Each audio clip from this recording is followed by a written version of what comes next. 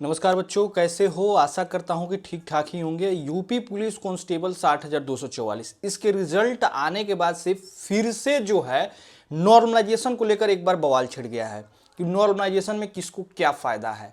अब यहाँ पे भर्ती बोर्ड भी एक छोटा सा मिस्टेक कर रहा है। इसको कहने में कोई भी संशय नहीं है हमें। अगर भर्ती बोर्ड अभी फिलहाल में स्कोर कार्ड जारी कर देता तो ट्रांसपेरेंसी काफ़ी अच्छी रहती, मतलब 100% ट्रांसपेरेंसी बोला जा सकता था।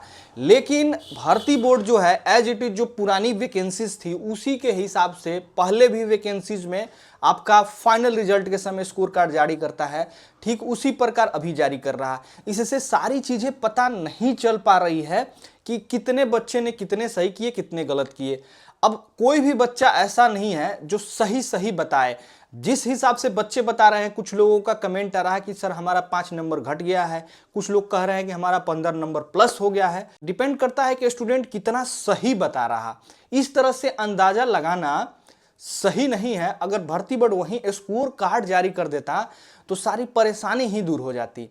अब एसएससी जीडी देखिए, एसएससी जीडी का जब आप एग्जामिनेशन देते हो, जब रिजल्ट आता है तभी आपका जो है number, raw marks, normalise marks सब कुछ शो कर देता, उसके साथ साथ कट ऑफ शो कर देता। अगर वैसा चीजें रहे तो तुरंत आप डिसाइड कर लेते हो कि हाँ हमको करना क्या है। और देखो एक ये भी सच्चाई है, जिन बच्चों का रिजल्ट हुआ है जरूरी नहीं है कि वो खूब बेस्ट थे, और जिन बच्चों का रिजल्ट नहीं हुआ है वो जरूरी नहीं है कि बहुत खराब थे। बहुत सारे बच्चे ऐसे हैं जो 1 नंबर 2 नंबर से रह गए हैं। अब जिस हिसाब से कमेंट आ रहा कि हमारा नंबर्स कम हुआ है तो कम हुआ भी होगा। अब यूट्यूब पे बहुत सारे बड़े बड़े दिग्गज लोग जो पढ़े हुए हैं, जो वीडियो आपको दे रहे हैं, बहुत बढ़िया बढ़िया टीचर, बहुत बढ़िया बढ़िया एनालिस्टर जो आपको एनालिसिस करके बता रहे हैं, इनमें से डाटा मिला है उस हिसाब से मैं बताने की कोशिश करता हूं। अगर यही चीजें अगर भर्ती बोर्ड पब्लिश की होती तो इतना संशय का विषय नहीं रहता। लेकिन जिस हिसाब से बताया जा रहा कि आपका जो 5 दिन में एग्जाम हुआ है, 5 दिन में 23, 24, 25, ये जो 3 शिफ्ट में एग्जाम हुआ है, इसमें 23 तारीख वाले डेट के जो भी सारे बच्चे हैं इनको नॉर्मलाइजेशन में ज्यादा फायदा हुआ है। 15-15 नंबर तक जो है बढ़े हुए हैं ये 23 तारीख वाले शिफ्ट के जो लड़के हैं। इसके साथ साथ 25 तारीख के शिफ्ट में जो लड़के हैं इनका भी जो है नॉर्मलाइजेशन में नंबर बढ़ा है।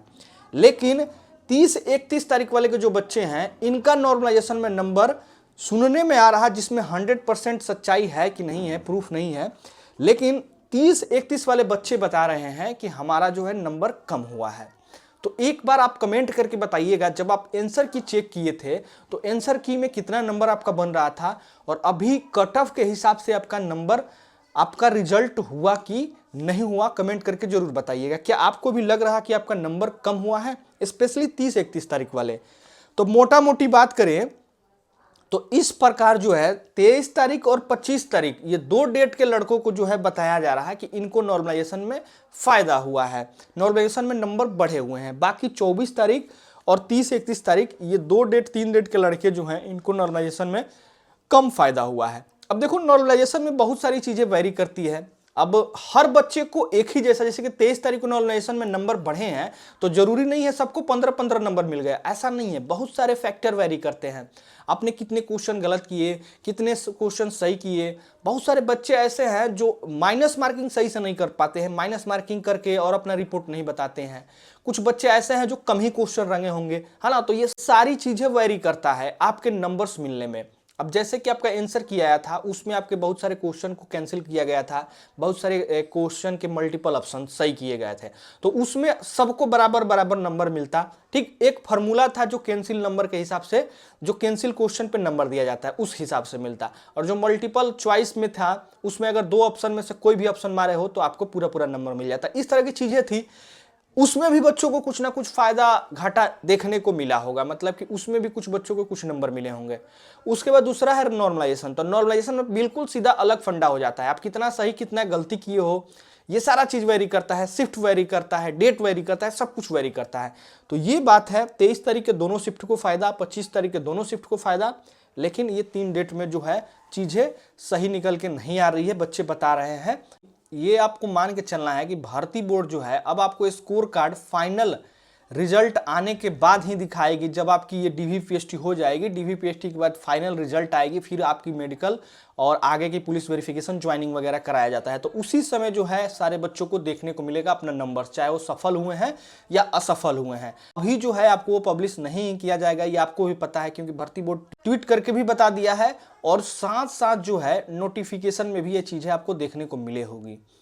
तो देखिए, हताश निराश नहीं होना है। जो भी बच्चे अगर उनको लग रहा कि हमारा नंबर्स कम है या वो बिल्कुल नज़दीक में थे, तो आप लोग तैयारी हालत में रहिए। मैंने बताया ना कि जो सफल बच्चे हुए हैं जरूरी नहीं है कि खूब बेहतर है, और जो असफल बच्चे हुए हैं जरूरी नहीं है कि खराब है। 1-2 नंबर का अंतर रहता है भाई। अब जैसे कि 198.99 कट ऑफ गया है ओबीसी का, तो बहुत सारे ऐसे लड़के होंगे जिनका नंबर 198 होगा, वो 99 की वजह से पीछे हो गए होंगे। तो ऐसे भी बच्चे होंगे, और बहुत सारे बच्चे ऐसे होंगे जो 198.99 ही लाए होंगे, उतना भी लाने वाले बच्चे होंगे। तो बताओ, जो 198 नंबर लाया है, जो 198.99 लाया है, दोनों में क्या अंतर है? कुछ खास अंतर नहीं है। तो इसीलिए सफल अभ्यर्थी असफल अभ्यर्थी में ज़्यादा अंतर नहीं है। आपकी तैयारी अच्छी थी, बस किस्मत ने जो है आपका साथ नहीं दिया, जो आप बोल सकते हो। तो तैयारी हालत में रहिए। आगामी समय में बहुत सारी वैकेंसी आने वाली। हाँ, थोड़ा सा आपका माइंडली प्रेशर बढ़ सकता है, समय लग सकता है, लेकिन परेशान नहीं होना है। उन बच्चों से तो आप बेहतर ही हो जो दूसरे को खुश करने के लिए झूठ बोल देते हैं, पहले कह के आएंगे कि हाँ इतना क्वेश्चन सही किया है। खैर, हर बच्चों का यही है। हम लोग भी जब एग्जाम देते थे तो उस समय यही बताते थे, 2-4-5 नंबर ज़्यादा ही बताएंगे, फिर फाइनली रिजल्ट आते आते जो है आपका जो है मामला सही हो जाता है। लेकिन बहुत सारे ऐसे बच्चे हैं जो ज़्यादा फेंकते हैं, बहुत ज़्यादा बताते हैं दूसरे को खुश करने के लिए, लेकिन फाइनली एक दिन जब आपका रिजल्ट आता है तो सारी चीज़ें क्लियर हो जाती है। तो थोड़ा सा ईमानदारी रखिए, हर चीज़ में परेशानी कम होगी। अगर ईमानदारी नहीं रखते हो, आंसर की आता है, रिजल्ट आता है, अगर उसमें आप नंबर बढ़ा के बताते हो या कोई आपसे पूछता है बढ़ा के बताते हो, तो वो आपको ही परेशान करेगा। ईमानदारी अपने पे रखिएगा तो परेशानी नहीं होगी। तो बस यही है, आपको इंतजार में नहीं रहना है। कुछ इस तरह से नॉर्मलाइजेशन के बारे में चीज़ें बताई गई है, लेकिन 100% श्योरिटी कब होगी? जब आपकी फाइनल रिजल्ट आएगी तब ही होगी। अभी कुछ कहा नहीं जा सकता है, अभी बस एक विचार अनुमान लगाया जा सकता है बच्चों के डाटा के हिसाब से। तो डाटा के हिसाब से 23-25 वाले फायदे में दिख रहे हैं।